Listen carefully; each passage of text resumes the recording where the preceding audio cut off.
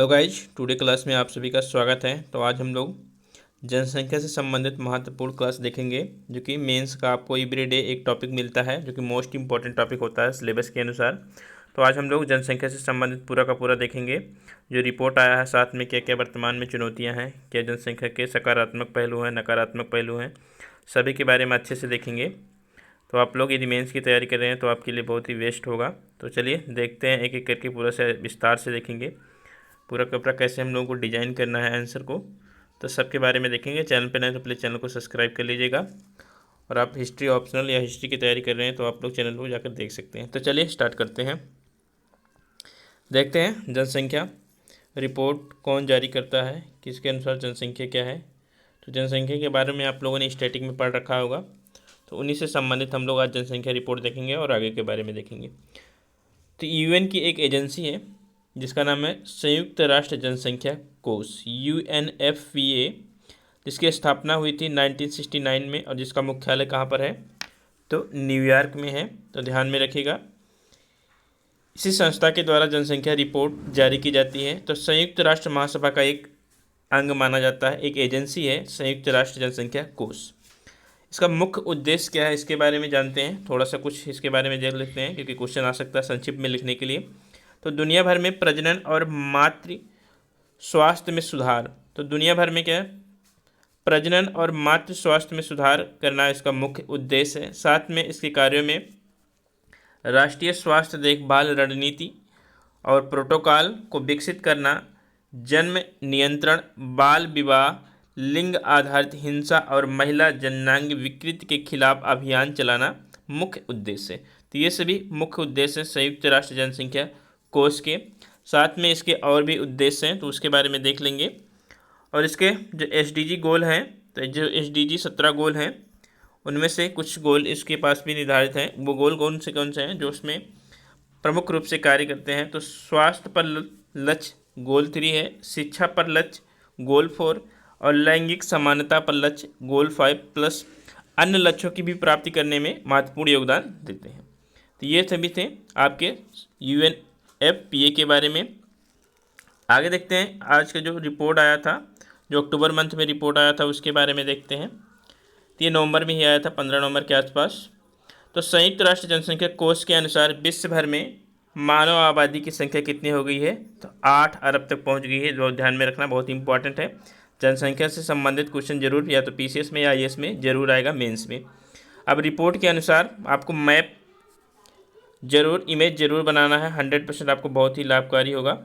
तो आधी से अधिक आबादी कहाँ पर है, एशिया में है, ये रिपोर्ट में कहा गया है। क्योंकि एशिया में 2 ऐसे देश हैं जिन्होंने आबादी में सबसे ज़्यादा हैं आगे। एक है आपका प्यारा भारत, दूसरा है आपका चाइना। तो 2 ऐसे देश हैं जहाँ पर आबादी सबसे ज़्यादा देखने को मिलेगी। भारत में करीबन आबादी 2023 में बताया गया है 1.41 करोड़ हो जाएगा। तो 141 करोड़ भारत की आबादी होगी, और वहीं चीन की भी आसपास ही होगी, 142 के आसपास। तो ये बताया गया है। लेकिन चलिए पहले हम लोग ग्राफ देखते हैं। तो ग्राफ में दिखाया गया है, ये आपका सन दिखाया गया है 1950 से 2020 तक का। साथ में इधर ग्रोथ रेट दिखाया गया है, और इधर आप दिखाया गया है पर्सन की संख्या कितने अरब पहुंच गई है अभी तक। तो शुरुआत में देखेंगे 1950 में, तो जो जनसंख्या हुआ करती थी वो 2.5 करोड़ के आसपास हुआ करती थी, अरब के आसपास हुआ करती थी 2050 में। इसके बाद बढ़ना शुरू हुई धीरे धीरे धीरे धीरे जाके वर्तमान समय में 2000, जब हम 10 या 8 के आसपास देखेंगे, तो 2010 में जनसंख्या थी करीबन 7 अरब के आसपास। लेकिन 2020 में जो जनसंख्या पहुंच गई है 2022 में, वो पहुंच गई है 8 अरब की। तो ध्यान में रखिएगा, जनसंख्या 12 सालों में 8 अरब पहुंच गई है। लेकिन ग्रोथ रेट जो 1950 में था, वहाँ से थोड़ा डाउन हुआ, फिर अप हुआ, लेकिन इसके बाद निरंतर डाउन होता चला आया है। तो ग्रोथ रेट धीरे धीरे डाउन हो रहा है। तो ऐसा कहा जा रहा है कि 2050 के बाद जनसंख्या में वृद्धि में कमी आएगी धीरे धीरे। तो देखेंगे जब 2050 आएगा। तो रिपोर्ट के अनुसार क्या कहा गया है कि समग्र जनसंख्या वृद्धि दर में कमी आ रही है। हमने देखा ग्रोथ रेट में डाउन हो रहा है, और 7 अरब से 8 अरब पहुंचने में जनसंख्या में 12 साल का समय लगा। और वहीं जब जनसंख्या 2036-37 तक 9 अरब के आसपास होगी अनुमान के अनुसार, तो उसमें लगभग 15 साल लगेगा। तो यहाँ से आपको स्पष्ट दिख रहा है कि जनसंख्या वृद्धि दर में जो है वो कमी देखने को मिलेगी। साथ में 2050 तक करीबन 9.4 अरब के आसपास होगा और 2085-86 तक 10.6 अरब के पास जनसंख्या पहुंचेगी। इसके बाद डाउन शुरू होगा। तो ये रिपोर्ट में अनुमानित किया गया है, तो ध्यान में रखिएगा। रिपोर्ट के बारे में आपको पॉइंट थोड़ा याद होना चाहिए लिखने के लिए बहुत आसानी से। साथ में 2050 के बाद वैश्विक जनसंख्या की दर जो कि वर्तमान में 1% से भी कम रही है, तो 1950 के बाद वैश्विक जनसंख्या की दर में बहुत धीमी हुई है, जो कि 2020 में कितना पहुंच गई है, 1% तक। तो ध्यान में रखिएगा। और बताया गया है रिपोर्ट में कि 2030 में जनसंख्या पहुंच जाएगी करीबन 8.5 अरब के आसपास, 2050 तक 9.7 अरब के पास, और 2080-85 तक पहुंच जाएगी 10.6 अरब के पार। तो अनुमान लगाया गया है रिपोर्ट के अनुसार कि जनसंख्या इतने पहुंचने का अनुमान है, जिसमें भारत की जनसंख्या सबसे ज़्यादा होगी। तो उसके बारे में देखते हैं, कुछ और पॉइंट देखते हैं। रिपोर्ट में और क्या कहा गया कि गरीब देशों में उच्च प्रजनन स्तर है। तो गरीब देशों में 2050 तक प्रजनन स्तर उच्च रहेगा, जिनमें आपके 8 ऐसे देश शामिल होंगे जहां पर उच्च प्रजनन दर देखने को मिलेगा। उसमें से आपका है कुछ अफ्रीका के देश हैं, जैसे मिस्र है, इथोपिया है, कांगो है, उसके बाद नाइजीरिया है और फिलीपींस है, भारत भी शामिल है और पाकिस्तान भी है। तो ये सभी देश में उच्च प्रजनन दर अभी रहेगा 2050 तक, रिपोर्ट में संभावना व्यक्त की गई है। भारत के संदर्भ में देखते हैं रिपोर्ट में क्या कहा गया है।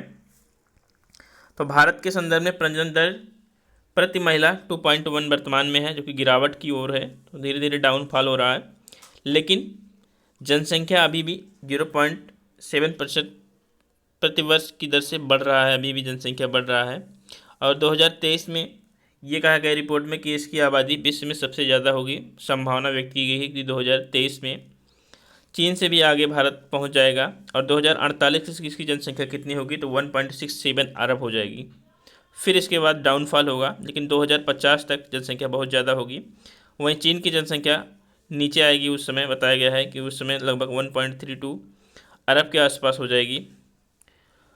भारत में सबसे ज़्यादा जो जनसंख्या देखने को मिलेगा वो है आपके युवाओं का। तो युवाओं का भारत में, क्योंकि जीवन प्रत्याशा अन्य देशों की तुलना में भारत में कम है, इसलिए युवाओं की संख्या भारत में ज़्यादा देखने को मिलेगी। तो 15 से 64 वर्ष में जो युवाओं की संख्या है वो भारत के टोटल 100% में से 68% है। और 15 से 29 वर्ष में जो युवा हैं वो 27% है आबादी। तो भारत में आबादी जो युवाओं की है वो बहुत ज़्यादा है। आगे अब देखते हैं स्टैटिक पार्ट में, थोड़ा रिपोर्ट का सारा पार्ट हम लोगों ने देख लिया। अब देखते हैं जनसंख्या वृद्धि के कारण क्या हो सकते हैं। तो जनसंख्या वृद्धि के अन्य कारण बहुत हैं, आप लोग लिख सकते हैं। तो एक करके देखते हैं। तो सबसे पहले देखते हैं जन्म दर में वृद्धि। तो जन्म दर में वृद्धि जनसंख्या की वृद्धि का एक कारण है। मृत्यु दर में कमी। तो जन्म दर में वृद्धि यानी कि जन्म ज़्यादा हो रहे हैं, मृत्यु दर में कमी है, तो भी जनसंख्या वृद्धि का एक कारण है। संयुक्त परिवार प्रथा। तो संयुक्त परिवार प्रथा भी जनसंख्या वृद्धि का एक मूल कारण है। प्रवास भी जनसंख्या वृद्धि का मूल कारण है। जीवन प्रत्याशा में वृद्धि, हालांकि भारत में तो जीवन प्रत्याशा में डाउनफॉल हुआ है, लेकिन अन्य जगह पे की तुलना में। तो जीवन प्रत्याशा में वृद्धि, विवाह एवं संतान की प्राप्ति। तो कम उम्र में विवाह भी एक कारण है जनसंख्या वृद्धि का। भारत में तो बहुत सी जगहों में 14 से 15 वर्षों में भी विवाह हो जाता है, लेकिन सरकार ने कानून बनाने के सोचा है कि महिला और पुरुषों का विवाह दोनों का एक ही वर्ष समानता में किया जाए। तो 21 वर्ष प्रस्ताव रखा गया। तो विवाह एवं संतान की प्राप्ति। अशिक्षा एवं जागरूकता की कमी मोस्ट इम्पॉर्टेंट है। महिला सशक्तिकरण। तो अशिक्षा, महिलाओं को शिक्षा नहीं, तो सर्वांगीण विकास होना चाहिए। तो अशिक्षा एवं जागरूकता की कमी। गरीबी भी एक मूल कारण है। बाल विवाह तो देख ही लिया। अंधविश्वास, तो अंधविश्वास के चलते भी जनसंख्या में वृद्धि होती रहती है, सामाजिक अंधविश्वास है। साथ में जाति पात, लड़की की चाह। तो लड़के की चाह भी पता लगा 2 लड़कियां हो गई, तब भी लड़कों की चाह में 4-5 और लड़के हो गए। तो ये भी जनसंख्या वृद्धि का मूल कारण माना जा सकता है। आगे देखते हैं जनसंख्या वृद्धि के सकारात्मक और नकारात्मक पहलू क्या हैं। तो इसके बारे में देखते हैं, क्योंकि सभी को नकारात्मक पहलू ज़्यादा देखेंगे, लेकिन सकारात्मक पहलू भी हैं। क्वेश्चन पूछ सकता है यूपीएससी ट्विस्ट करके कभी भी, तो दोनों के बारे में देखेंगे एक एक करके। तो जनसंख्या वृद्धि का जो नकारात्मक सबसे बड़ा पहलू है वो आर्थिक विकास में बाधक। तो आर्थिक विकास में बाधा मूल कारण माना जाता है, क्योंकि बचत कम होगा। जनसंख्या वृद्धि है तो बचत कम होगा, तो आर्थिक विकास में भी क्या होगा, गिरावट आएगा, तो ये एक मूल कारण है। साथ में खाद्यान्न पूर्ति की समस्या, तो जनसंख्या कितनी भी बढ़े लेकिन ज़मीन तो वही रहने वाला है, तो ज़मीन जायदाद वही रहने वाले हैं, तो जनसंख्या में क्या होगा, वृद्धि के कारण खाद्यान्न पूर्ति में समस्या हो सकती है। रहन सहन का नीचा स्तर होगा, तो रहन सहन का व्यक्ति ज़्यादा हो जाएंगे तो रहन सहन का नीचा स्तर स्वाभाविक है। बेरोजगारी में वृद्धि होगा, जनसंख्या ज़्यादा है तो लोग ज़्यादा पढ़े लिखेंगे, तो जनसंख्या पता लगा। जॉब 1,000 है, भरने वाले 1,00,000 हैं तो मिलेगा 1,000 को, तो जनसंख्या में वृद्धि बेरोजगारी में वृद्धि का कारण है। देश का असंतुलन विकास, तो देश का असंतुलन, तो संतुलित रूप से देश का विकास नहीं हो सकता, जनसंख्या वृद्धि से भी एक कारण है। पर्यावरण का अवनयन, तो जनसंख्या वृद्धि से क्या होगा, पर्यावरण का अवनयन होगा, क्योंकि जमीन की प्राप्ति के लिए लोग जंगलों को काटेंगे, पेड़ पौधों को काटेंगे, जिससे पर्यावरण प्रदूषण होगा, तो पर्यावरण का क्या होगा, अवनयन होगा। जातिगत संघर्ष भी होता है, मुस्लिमों में, हिंदुओं में अलग अलग, जैन सिख में, सभी में, तो जातिगत संघर्ष से स्वास्थ्य सुविधा की कमी होगी। तो ये सभी नकारात्मक पहलू हैं जनसंख्या वृद्धि के, और भी अपने पॉइंट ऑफ व्यू से आप लिख सकते हैं। आगे देखते हैं जगह सकारात्मक पहलू क्या है इसके, तो सकारात्मक पहलू देखते हैं। तो अर्थशास्त्री जूलियन साइमन के अनुसार क्या है, के अनुसार मानव संसाधन इस धरती का सबसे बड़ा संसाधन माना जाता है, तो मानव को ही जो सबसे बड़ा दोषी माना जा रहा है जनसंख्या में, लेकिन इनके अनुसार क्या है, तो आपको नाम लिखना पड़ेगा। अर्थशास्त्री जूलियन साइमन के अनुसार जनसंख्या मानव, तो जनसंख्या क्या है, मानव संसाधन इस धरती का सबसे बड़ा संसाधन है, ना कि जमीन, भोजन या खनिज, तो मानव ही सबसे बड़ा धरती का संसाधन माना जाता है। आगे देखते हैं क्या पहलू है, इनके बारे में क्या लिखा गया है। तो जनसंख्या बढ़ते जाने से रोजगार से लेकर खाद्यान्न तक में एक क्या है, अल्पकालिक कमी जरूर आएगा। तो जनसंख्या बढ़ने से इनके अनुसार क्या है कि रोजगार से लेकर खाद्यान्न तक में एक अल्पकालिक समय कमी जरूर आएगा, लेकिन क्या होगा, बन सकती है, लेकिन किसी चीज़ का अभाव, तो किसी चीज़ का अभाव ही क्या है, पैदा होने से उसमें ज़्यादा निवेश होने लगता है। तो किसी चीज़ का अभाव है तो लोग उसकी खोज करेंगे, उसके बारे में जानकारी करेंगे, उसको पैदा करने की कोशिश करेंगे।